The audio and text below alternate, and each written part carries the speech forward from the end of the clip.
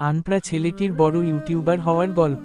এক গ্রামে ছিল এক অদম্য আকাশ, যার পড়াশোনার সুযোগ হয়নি, কিন্তু তার চোখে ছিল স্বপ্ন, আর হাতে ছিল একটি পুরনো স্মার্টফোন।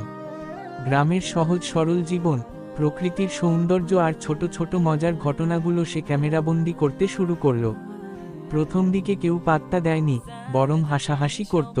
পড়াশোনা নেই, আবার ইউটিউবার হবে, কত কথা শুনতে হতো তাকে। কিন্তু আকাশ দমে যাওয়ার পাত্র ছিল না। সে জানত, জ্ঞান শুধু বইয়ে থাকে না, থাকে অভিজ্ঞতায় আর পরিশ্রমে। সে তার ভিডিওগুলো আরও আকর্ষণীয় করতে শিখল, সম্পাদনার কাজটা নিজে নিজে রপ্ত করল। রাত জেগে ভিডিও আপলোড করত, আর দিনের বেলায় গ্রামের পথে ঘুরে বেড়াত নতুন গল্পের খোঁজে।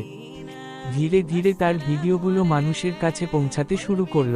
আকাশের সরলতা, গ্রামের মাটির গন্ধ আর তার তৈরি কন্টেন্টের ভিন্নতা মানুষকে মুগ্ধ করল।